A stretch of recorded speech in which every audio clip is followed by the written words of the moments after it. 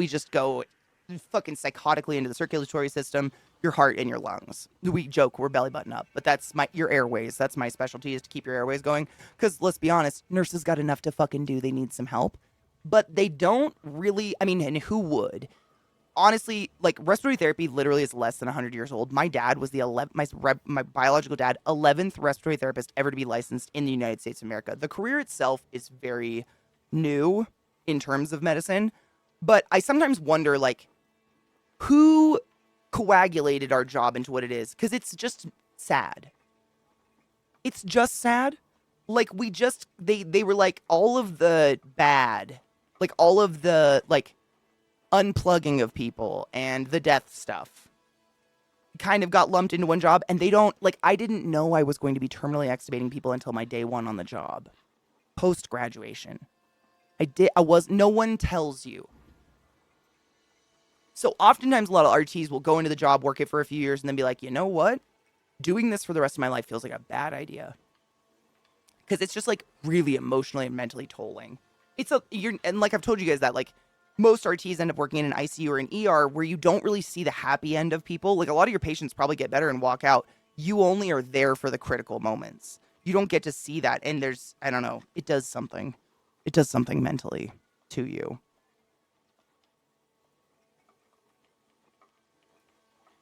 The typical pain Lindsay, he really teases out, oh yes, lots of repeated sound bites, maybe save it until it's all released. That was kind of my plan. I like to binge.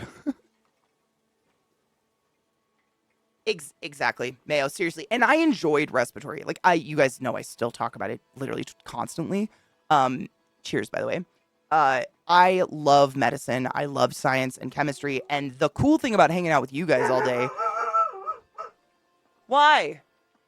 Is that you guys are also interested in that stuff. So you guys allow me to binge and just, like, you know, give into that and talk about it. And we all get all nerdy, and that's awesome. But, I like putting it into practice, and when you actually just are experiencing, you know, you're in the immediate presence of, like I say this all the time, but I'm not being facetious or over exaggerating this. You are present for some people's worst moment in the entire existence of their life. For the rest of their life, they're alive. That moment you were there for, and you're part of it, that's their worst memory ever. And there's something about that energy constantly. I mean, you know, I go into room 1, I experience that, I wash my hands, I go into room 2, it starts all over again. Same thing. Every room is experiencing the worst thing that's ever happened to them, and you're, you know, being professional, but no one cannot feel that. And there's something I think that starts to happen internally when that's your existence. Like, you're only called, you know, I joke about that, but it's not a joke. If I'm called in your room, you're not doing okay. If they call respiratory, something's up. I'm never showing up for good news, you know? And there's something about it. I don't know. It's very, what's the word? It's like, it's very, coagulate. Like, the respiratory itself, the job, it's very specific, and it tends to be very much with life and death, immediately. You know, you're either there for a baby being born or for the death. We're not really involved in the middle. It's a lot. And there's not really a communication with it in school or anything. So, you know, you go into it because you're fascinated and you love healthcare and you want to help people. And then when you actually start working, you've already invested, 9 years of your life into the education, your board certification and everything. And here you are, unplugging people's nanas for a living, for a paycheck.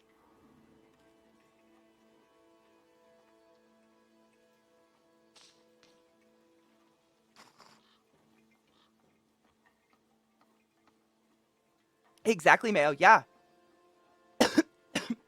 It's all that martyrdom, and that's a big psychosis of trying to get people into medicine.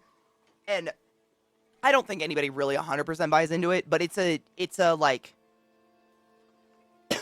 you know, you're such a strong person. I can't believe you do this. Thank you so much for everything you give. Thank you, you know, we're so grateful. And you get wrapped up in that, like, you get this mentality like, shut up! No! Barking at nothing.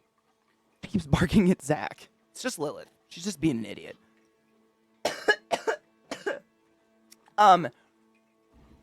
I forgot what I was going to say. Oh, you get wrapped up in that martyrdom of like, someone's got to do the job. At least I can do it. I'm glad to be there for people and support them in these last moments. But everyone, I think everyone in the world has the right to sit back and consider their own well-being. Like, you can absolutely participate and be good at a job and be into it, but you need to be able to maintain your own shit at the same time. And like, if that's your world, I just don't know how.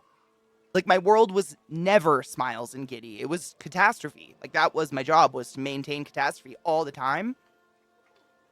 And I liked it and I was good at it, but there's something about it. You kind of end up emotionally drained heavily. I have 1 minute until 4:20, so I'm prepared. Why? Shut up! Kill it. Shut up.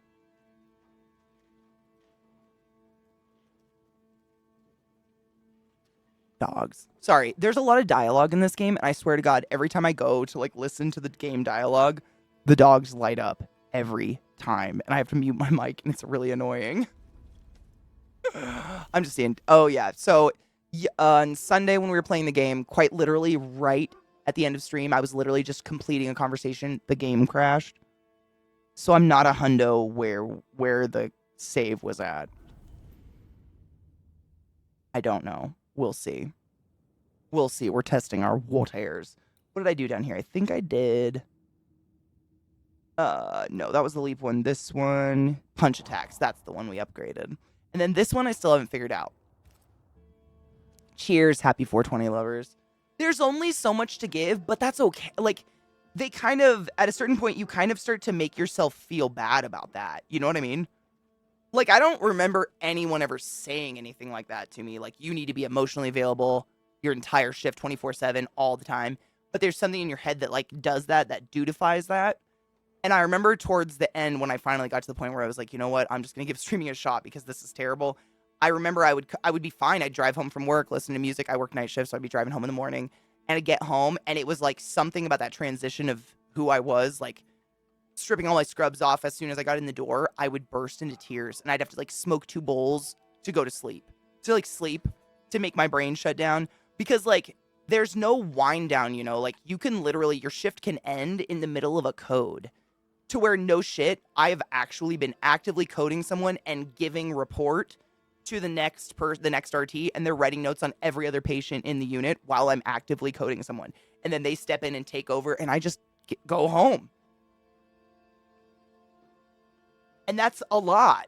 I mean, it's, you know, you kind of get used to it, but I think about it in the long term, that can't be good.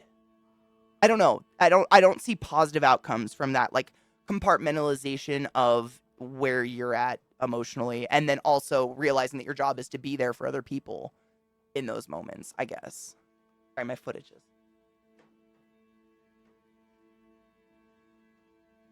You know?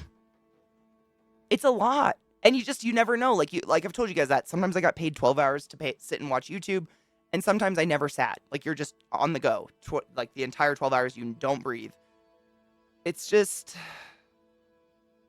we know humans, right? We know what it does to all of us personally when we're around tragedy and sadness.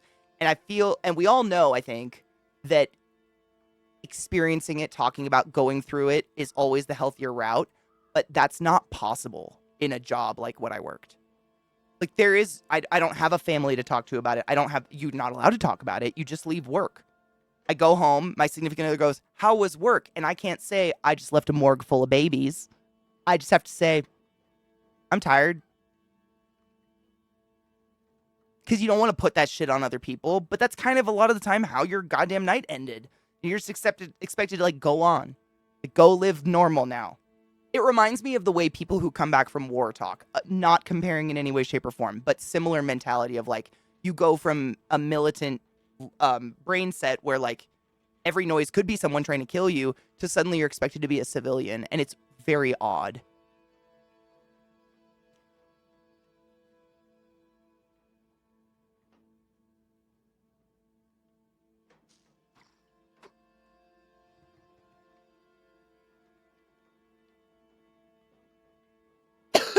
The nine hells of healthcare? No shit. We need some docs in here to speak on it, though. They have a whole, like... I feel like because there's more nurses, doctors absolutely get villainized a lot of the time, but doctors have just as much shit to deal with. I mean, being friends with some docs and listening to what they deal with, who's their boss, who tells them what to do, and, like, the fucking, hurdles that they have to go through to actually care for a patient. Like, if you got a doc that wasn't willing to go through hurdles and was just giving you the care that an insurance company told them, we'd all be dead. And I think that's what makes a lot of doctors really bitter and mean at a certain point. Like, you guys know, I've told you guys about my experience working in a clinic and how all the docs, I mean, I would have a patient for up to an hour and a half to do a PFT, and the pulmonologists were given 15 minutes maximum to read the entire test that I just performed and accurately communicate the results to the patient, come up with a care plan, and answer any questions. And I remember the lady who was an ex-nurse, actually, who ran our clinic, at one point, no shit, asked the docs, is there any way we could knock down these appointments to 10 minutes? They tried to knock my appointments down to like a half hour or something, too. That was laughable. But it's a business now, unfortunately, all hospitals, and they're always, like, there's always someone above you who does not have there's no connection with like, caring for people, who's telling you what to do, who's power over you. And it's fucked up, whether it's an insurance company or the hospital itself. So you're not only, like, battling all that emotional shit, but you're also just battling the internal system to just care for someone. Like, it shouldn't be a battle when a little kid, especially, needs a medication. I shouldn't have to question 50 people through an insurance line, automatic, like, telephone line, who don't know healthcare and don't work healthcare. I shouldn't have to do that. That's just broken. And, like, it's so broken that we haven't even got to that point of it to acknowledge those things. Like, we're still at the point, like, the United States of America does not believe that people deserve healthcare. Like, their citizens, in their eyes, don't deserve healthcare. Period. And they shouldn't sleep at night for that fact alone, in my opinion. What up, Trauma? How are you, love? I hope you're doing okay.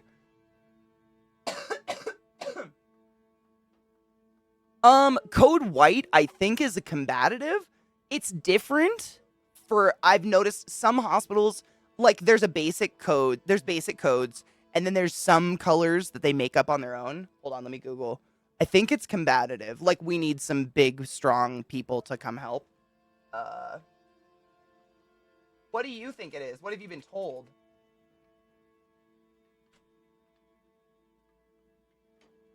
Yeah, of when a person in the facility begins acting violently. That's what I've experienced and been told. But it could be different. Like, I was never taught a code for a gun until I moved to Baltimore. Code Silver. Firearm. No shit, happens working animal rescue too. I wouldn't even repeat the things I've seen and how much I've learned that humans can be really, really evil from doing that job. Yes. Yes.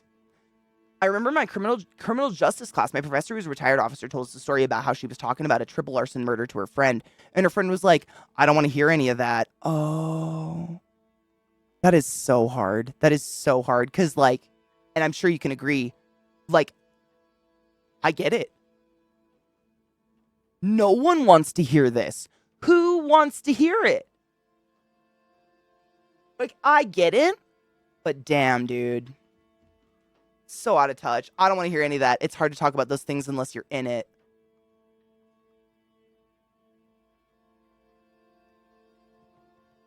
I wonder if it's violence. I bet it's like a super violent. If it's Code White, I wonder if it's just like a punchy punch.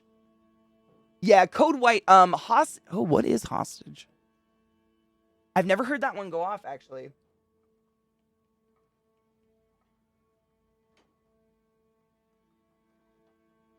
Oh, it's Code Silver as well. So a weapon or a hostage situation, Code Silver. A new weapon. Crazy. I mean, that was one of the wildest things working in Baltimore is you get a lot of gang members in the hospital. I've told you guys about this. It's so dark, but like there's shootings every single day. The ones you see on the news are just ones that are white kids, but they're every single day. And there's a common thing that people in gangs, I don't like to say gangsters, but you know what I mean? People in gangs like to, where if they don't want to kill you, but they want to shame you, they'll shoot you in the stomach to perforate your colon. So then you have a shit bag. So we get a lot of people coming in with the person who shot them, and they have a gun tucked into their waistband. And it is just like, you're like, we have to take you into the hospital and save you, and I'm not touching your gun. And so you hear Cold Silver a lot because you have to have someone come into the room and like remove the weapon. It's very, guns make me nervous. They've always made me nervous. I've never felt comfortable around murder shit. Ever. Active shooter, yeah. It looked, according to the Googles, I mean, I think hospitals can fluctuate here and there, but for the most part, I think they're pretty general. Yes, the shooter is oftentimes they're part of the same gang. Oh, yeah. Yeah, they're like brothers. Yeah, it's like, if one of them did the other dirty, like, looked at his girl wrong, he'll literally put his gun to his stomach and shoot him. They know where to do it. It's so fucking sick. They know where to shoot you to not kill you. Just to give you the shame of having a colostomy bag. Asterisk. Things you learn while working in a hospital with prisoners. You can make a lot of money if you want to make people pay to fuck your colostomy hole. Because, and I quote, it's not gay.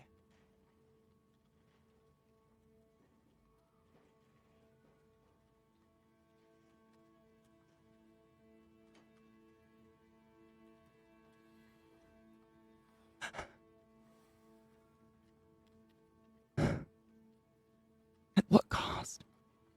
At what cost? It's the Yakuza Pinky thing, literally. Yep. Very similar. Yeah. Or like cutting someone's hair off if their hair is significant in their culture or something like that. It's a shame thing, but like super medically significant and terrible to do.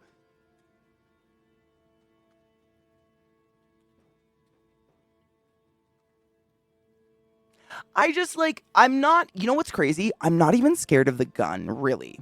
But if I see an everyday person who feels the need to walk around with a handgun, I'm more scared of that person because fear is why dogs get aggressive. Fear is why people get aggressive. We all know this. When people get mean, it's because they're scared and they know they've lost the argument. And if someone is so scared of grocery shopping in the produce aisle at Safeway that they need to bring a Glock, I don't really want to be around that person. Like, I don't know if y'all saw recently, there was footage of a cop who heard an acorn fall on the ground and immediately dropped, started screaming, active shooter, and just let loose his firearm in a residential neighborhood. And it was all caught on footage by the other cop's chest cam. Like, if we can't trust those fuckers, I don't trust nobody who's not safe at Safeway and feels the need for a gun. Like, you're gonna do weird shit. I just don't feel good around you. Regardless of the gun, like if I saw your face somewhere else without the gun, I wouldn't feel good. You're not probably stable. I'm not stable and I don't feel like I need to defend myself buying celery. And if someone's gonna attack me buying celery, I guess it's my time. Yeah, the I can't listen to this shit. Or the we live in the North, there's no racism here. That's why I don't live in the South, because there's racism there. You ever heard that one? Whew, that's a fun one. I'd rather be gay than fuck a colostomy hole. Dude, I'd rather so many things. So many things. Yeah, at his own car. I mean, it was just... And at a person in handcuffs. And correct me if I'm wrong, David. They completely missed the person, correct? I mean, it was wild. The person that they were, like, apprehending or something dropped flat on the ground. And they missed him 100%. Thank God. No pun intended. Like, yeah. Missed every shot. Just... miracles. That's where I'm like, okay, miracles happen. Because most of the time it's like, oh, wow, they nailed everybody in the neighborhood. You know, guns. Fuck. Trouble, these are people who live in the North. These are my parents. If I even mention a state below the Mason-Dixon line first thing out of their mouths. Ugh, that's why I don't live down there. They still have racism.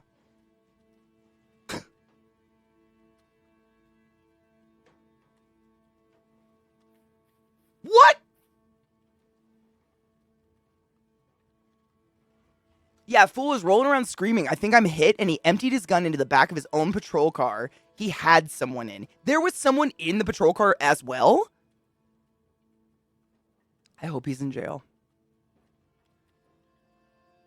I mean, trouble, and it's like, I don't fault the cops, these baby cops themselves, because, I mean, I feel like everything I say is with the same sarcastic tone, so oftentimes it's not taken as a fact, but, like, I'm pretty positive in every state in America, in the United States of America, the training to become a police officer, i.e. carry around a gun everywhere you go all the time and have the right to shoot whenever you want because they trust you to do so, it takes less time to have that be a possibility than it does to have a license to be a cosmetologist, i.e. cut hair.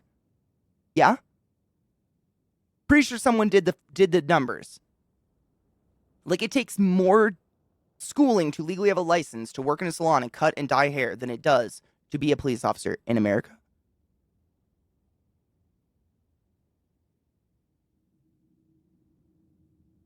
So there was someone in the car. God, that's scary. Hi, Mag. How are you, love? So, like, they barely have any training to be a cop, let alone range time. Right, Sleaze? Yeah. It's just, it's terrifying. Yeah.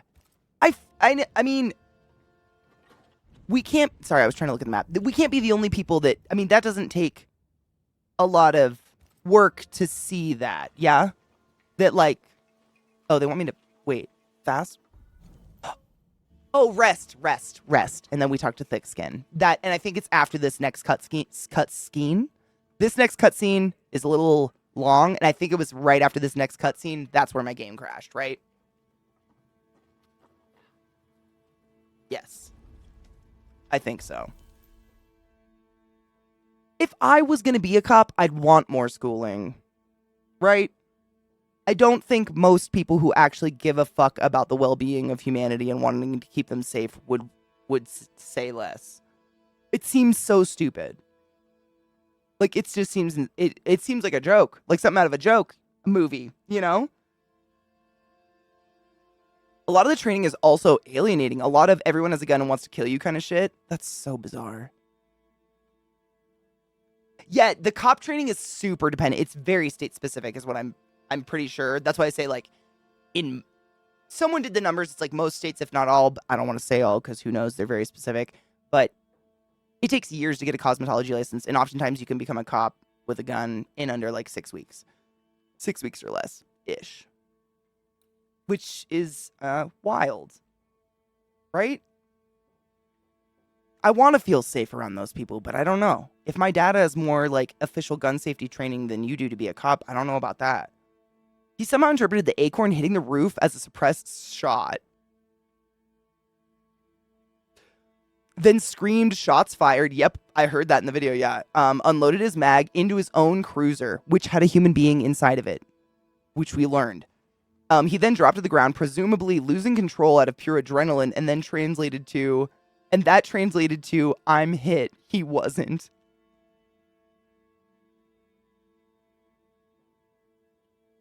Wow. Okay. Tell me that bitch isn't one of those drama queens who would, like, be in the same room as fentanyl and pass out and claim it was the aerosolization of fentanyl or because they touched it. Tell me that's not the same. Like, what's going on that these are people? These are the police officers. What's happening? What's happening? By the way, that's impossible. You can't touch fentanyl or be in the same room as it and suddenly be affected and pass out. It's all literally drama queen. It's drama, whatever you want to call that. It's acting. It's impossible. That's not possible. Unless you had a cut subdermally and you rubbed it in. That's the exact type. Okay, cool. Yeah, it's these ones that just want to make a big deal out of something for God knows why. I don't know. It seems so bizarre to me to want to look, like, weak, I guess. I kind of feel like a lot of the time they just want to fill the positions for cops with anyone they can, so they have the ranks filled 100%. And I think it's like a circle. It's like an ugly negative feedback circle with that. Like, everyone is afraid of cops either because they can't rely on them, or because they're doing something that cops deem evil that they might get shot for, or because they are of color and that's enough to get shot for in our country, unfortunately. Just facts. Not okay, not excusable, but that's the way it is. Racism is pervasive, America. And it causes that, like, well, if we just put people in cop costumes with a gun, people are scared of them no matter what, so then they won't do anything.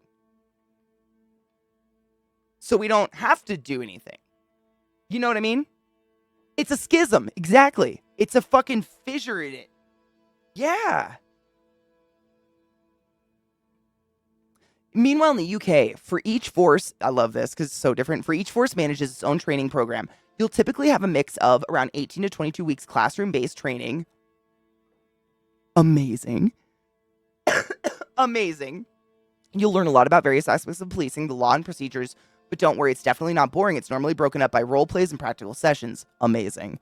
You'll receive first aid and personal safety training. You'll also undertake a driving course to give you the on-the-road skills you need to do your job. Holy shit. You'll then typically be assigned to a tutor and spend around 3 months as part of a response rota. Developing your Wow, you have a residency? Developing your on-the-job skills and experience from taking statements to diffuse tense... In this economy, investing in law enforcement? What? Incredible. That's amazing. I know. It's amazing, right? It's almost like, maybe don't hire the guy in the MAGA hat touting off about white is right. Maybe don't do that. Maybe we should, not just put him in. I don't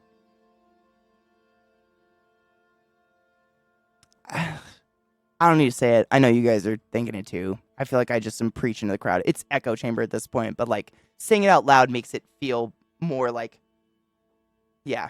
When I say it out loud, I hear it to myself. And I'm like, no, you're not crazy. That's actually real. That's okay. Yeah, you do. You have to ingest fentanyl. They do have fentanyl patches that are specifically designed to be absorbed through the dermis.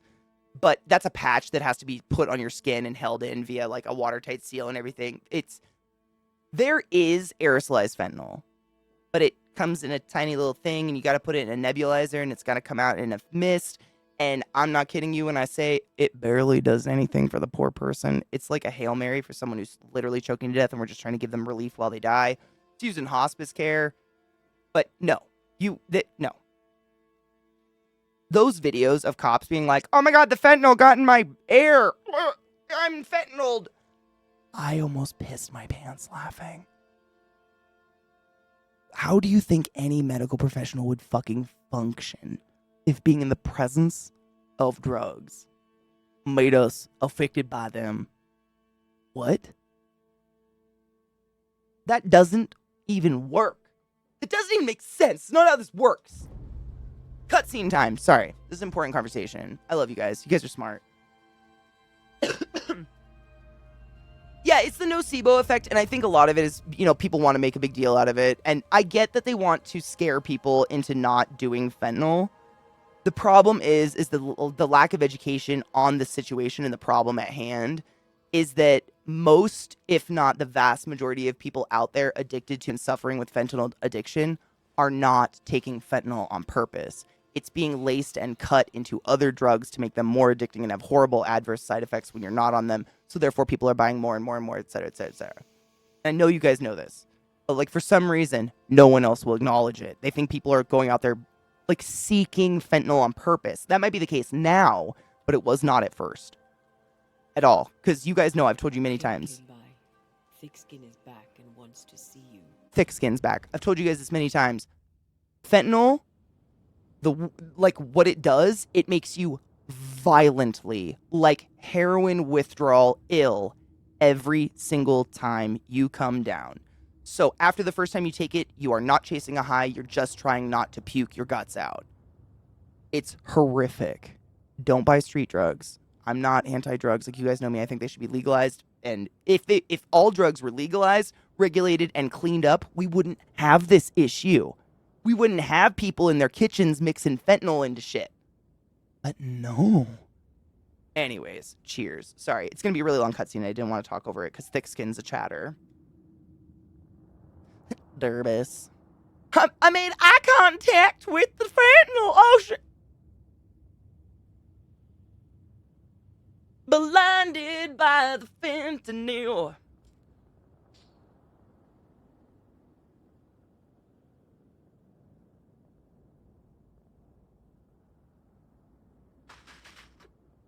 It's like Sharknado, right? Scram.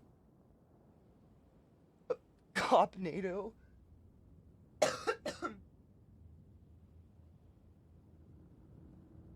Really? I mean, it's very true, David. No shit. I think that's real. What David said is police here actually have specific procedures to deal with American tourists because Americans are so scared of police they have to take extra care when intervening in a situation to not escalate the problem. I have never, I mean, I've, like, as a kid, you know, I totaled my car, I've been pulled over, whatever, but I've never been in trouble. And I am a white female in America, and I have never in my life had the instinct to call a cop to help me. If I see one in traffic, I start going real slow to get them the fuck away from me. Even though I'm doing nothing wrong, I just don't want them near me. Cops in the general vicinity tend to mean, even if nothing's happening, something will. Like, there's something about them. I've just never had that sense that, like, oh yeah, police presence means security. Ever. I mean, I'd say that very honestly. I've thought on this hard ever since my childhood. Stay away from cops. That's been what I guess I was instilled with, whatever, my whole life. They're an inconvenience. You know? It's an unsettling presence. It very much is, and I don't know what that is. And I've had that feeling, ever since I was a little kid, far before I had any idea that they had zero schooling or training with a firearm and knew less about guns than I do. Like, I just have never. You just don't feel good about it. I feel like and I've heard other people say something along the same lines as this, so I know other Americans feel the same way. But I feel that if I was in a dire situation where even the idea of calling the police, i.e. 911, was an option, I would immediately weigh, like, is it worth them potentially just choosing I did something wrong instead and charging me with something? Because they do that. Like, you could call a cop because someone has attacked you, but because you're a boy and they're a girl, you're going to go to jail.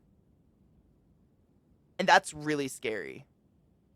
And I feel like a lot of us have that feeling. It's like, I better be on the edge of being murdered before I call a cop.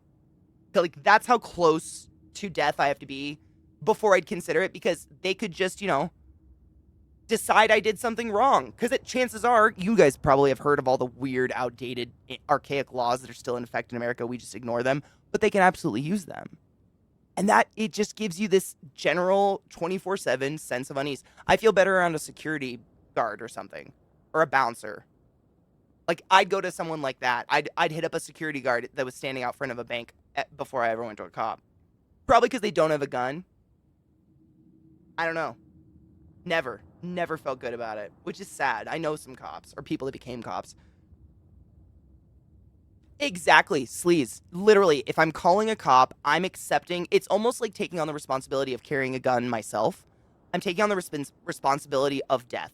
Death is going to happen. Someone's going to get shot. And it might not be the person who did something wrong, and at the end of the day, to the cop, it won't fucking matter.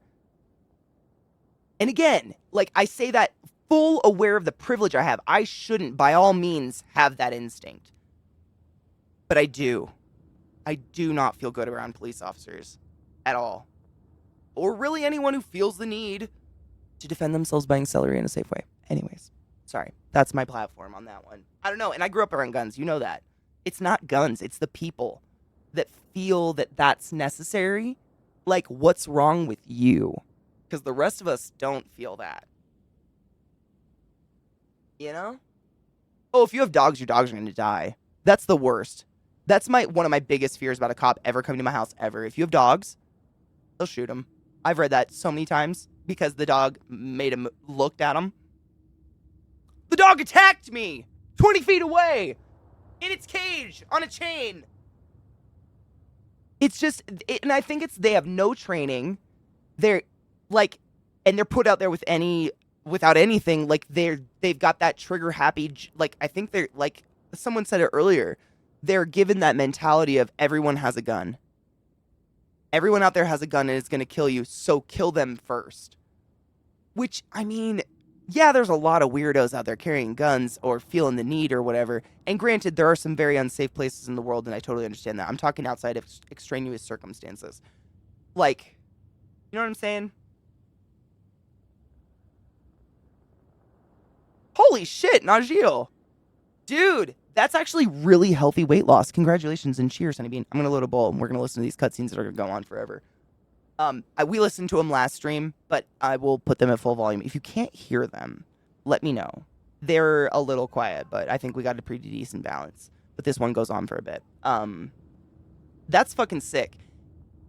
And what I mean by, like, a good weight loss, a lot of dudes tend to lose weight, like water weight, really fast, really easily. And it looks like you lost a shit ton of weight, but it's just water.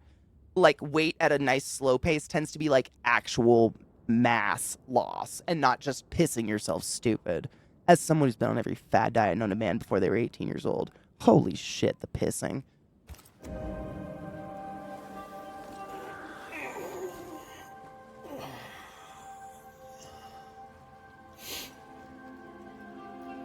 Why did she not wake me?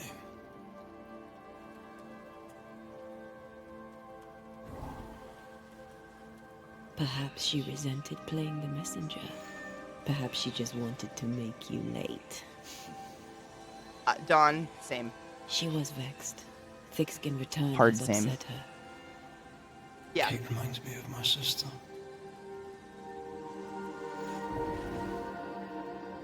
Aoife. You know what's really sad?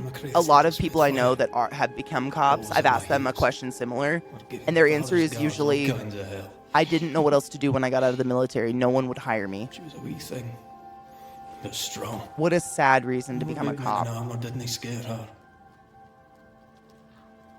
Out of necessity. She had more brains than her. We need to take care of our vets better, in my opinion.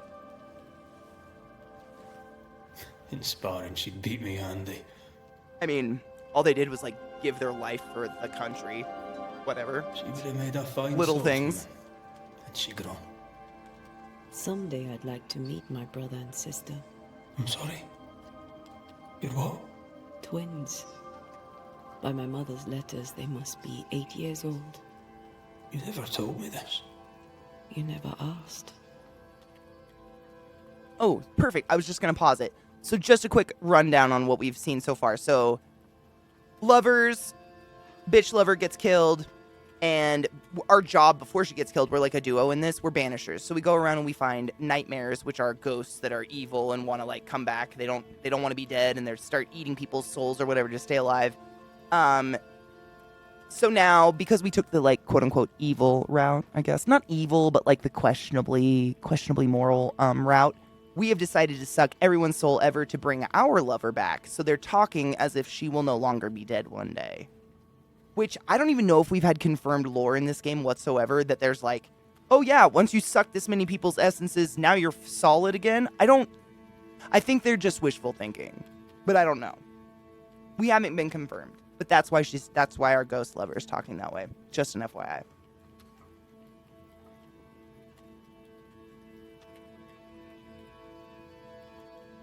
You know what, Najeel? Honestly, same. Like, every time I've, lost weight that I was carrying that I felt was additional and wasn't feeling comfortable in my skin or whatever, it's always been on accident.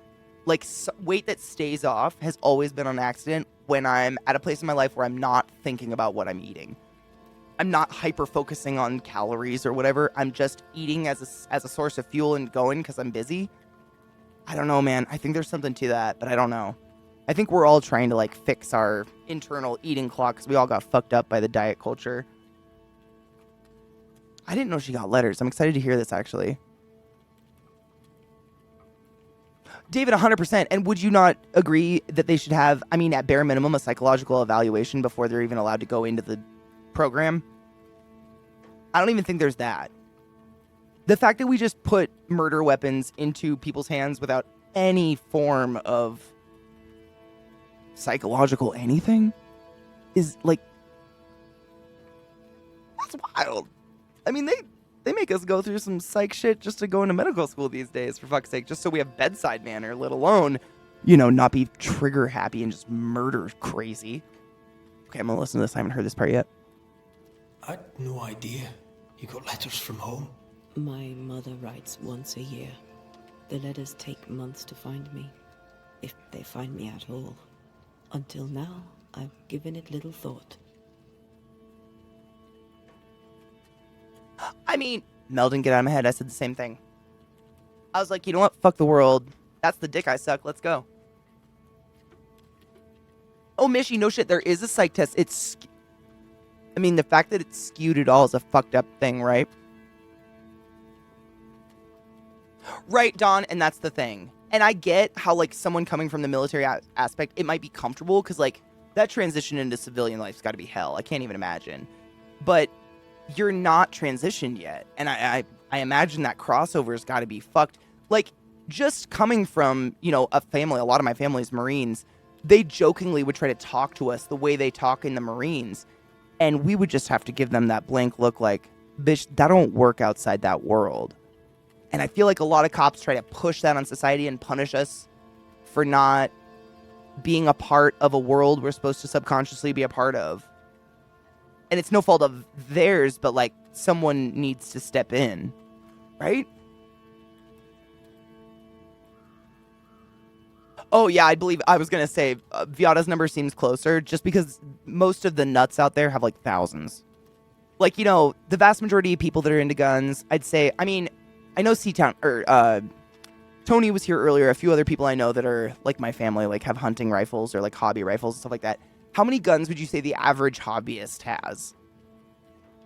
Because my dad, I think he has, like, 5, maybe, like, just different rifles, or, like, he's gotten a new one and let us use one or something like that. But, like, the average human, like, we have none. The average person has, like, 1 to 5, and then you get the nuts. And I'm sure you've seen the pictures of them on Reddit where they lay out 500 guns on their deck and pose in a bikini with them like, look at me and all my sexy metal. And you're like, weird hill to die on, at least you be dead. I don't know. I feel like it's a weird skew like that makes the average so high. Because I've never known anyone to have over 10 fucking guns. And even at that point, it's usually because they're their kids' guns or something and they keep them in their safe. They keep them all locked up and they control them or something like that. It's just like, you only got 2 hands, and realistically, what's going on here?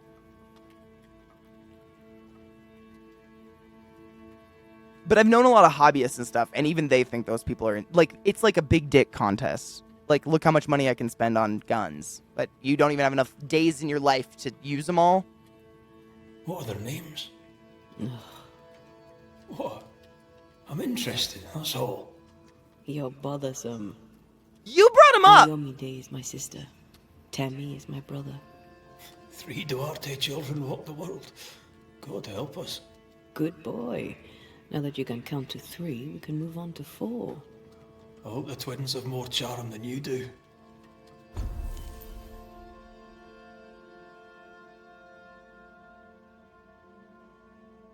Did you just make fun of me? I think we have to rest again. My nephew's in training to be NYS trooper. He's a good boy too, but failed the first time because he was honest. And they asked if he oh my god, I can speak, I swear to god. They asked if he has ever had a drink. He said yes, he's only 20, and failed. That hurts me on the inside. Like, severely. No shit. So Viada and Najil both say they've heard from confirmed sources, like reliable sources, that if you go through an IQ test to be a cop and it's too high, I have no idea if IQ really has any standing. I have no idea. I've never done an IQ test. No clue. But I wonder if, like, high IQ just indicates the ability for independent problem solving and independent thinking. And, you know, America probably don't want to nurture that. Probably want people that are easy to control and manipulate, whatever. Because that seems to be what we do.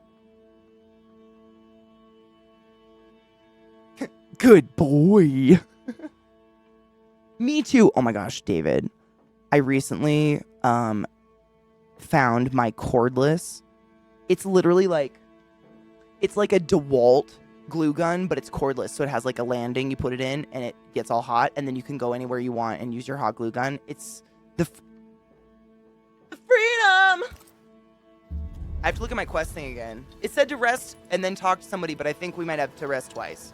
I think we had 2 rests or something. Nope, now we just find thick skin. Just kidding, I guess that was it. That was our resting. Just my joke. Ha ha ha ha ha ha. Really? Went over the whole history of cop training and how deeply rooted in religious fundamentalism and trigger-happy approaches it was, but I forgot the title specifically. I mean, correct me if I'm wrong, but the police force in America started out as, like, vigilante, go out and lynch slaves that ran away, right? So none of that would shock me. Exactly, Viata. Yeah, a smart folk would stop and think about the horrible thing you just told them to do, whereas someone, and I'm not saying I have no idea if low IQ means anything, but maybe someone of low IQ would be more suggestible. Easier to get to just act, to do. Did I mention thick skin was waiting for you? All right, Every all right. time. Every I'm time. going. Thick skin and squirts. Slave catchers. God. I hate when I'm right on shit like that. Like, I swear to God, there's always this little part of me that hopes one of you will be like, correct me and it'll be a little less horrible. But, like, the more American history you learn, the more you're just like, wow, the only reason we are even able to go to a grocery store is because we just slaved people. Every time, right? It's just like...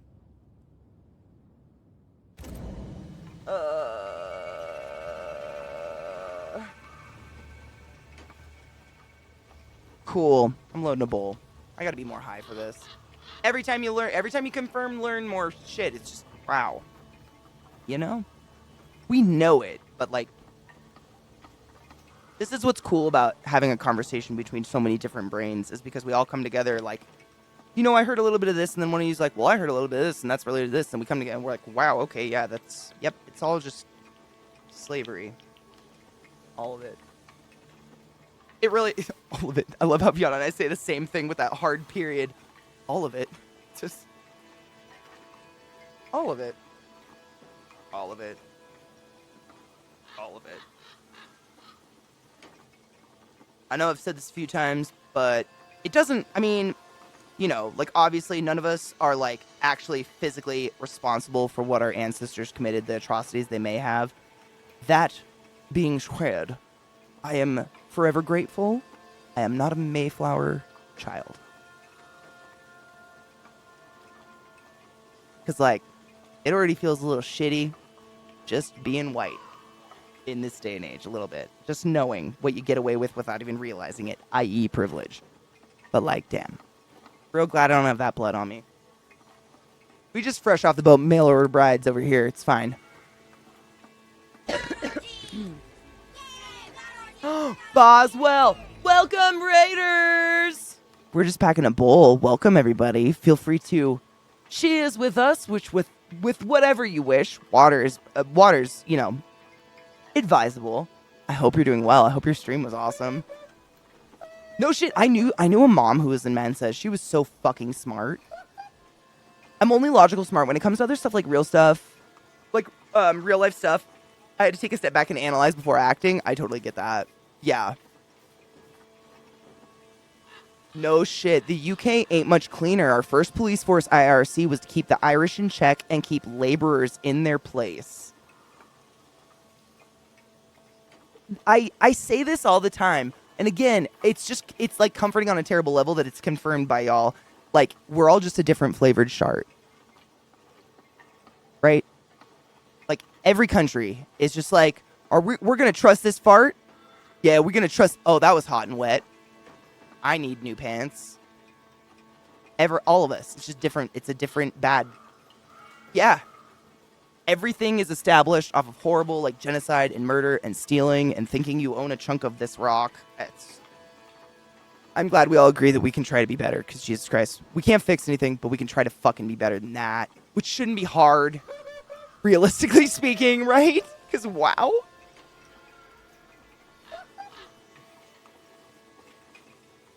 Boswell, I hope you're doing well, honeybean. I feel like there's dog hair stuck to my nose ring. Get off! Help! I need somebody. Help! Not just anybody. Dawn, I was gonna say my Nana. I don't know if my mom still has it, but my Nana had like a poster that her mom, my great Nana, ripped off of a storefront out of fury one time, I guess, and she saved it. She like brought it home or something, and it was just a piece of paper that had been. It was like one of those signs, you know, one of them signs, and it said no blacks or Irish. And my great Nana was the mail order bride. No shit, Catholic Church does mail order brides. Terrible. And I remember running across it as a kid and being like, this seems like a weird part of someone's Halloween costume or something, and just like disacknowledging it. But Jesus fuck, we're terrible humans.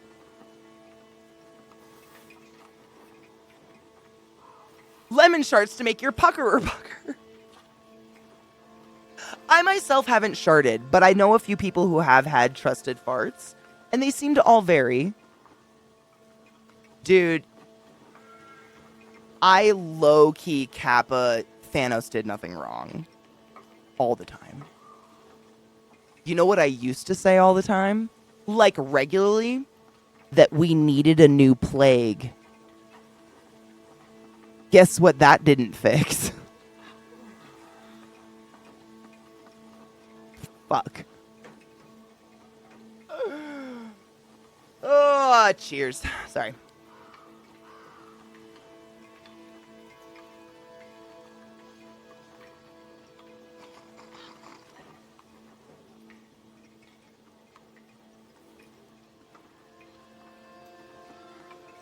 I wouldn't either, Volticon. And I don't know, again, I've never sharded, but I feel like there's precursors to shards, i.e. the bubble guts, in one form or another, that absolutely are there to serve a purpose, i.e. warn you that whatever the fuck is about to exit your anus next needs to be over a toilet or a bin or in a something that is not your pants, right? That's just me. That can't be just me. I've never sharded, but I've absolutely had, unfun times in the potty. And it's never started with a good stomach. Lo, the halfpenny redeemer come to save us. She's such a hot may bitch. Enter, oh great savior. What?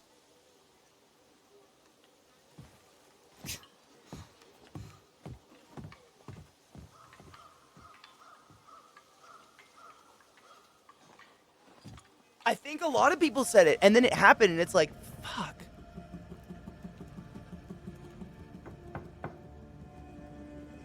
Was that a wood hand?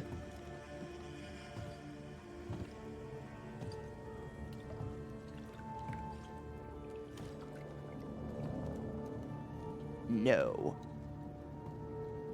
Better not be a puppet.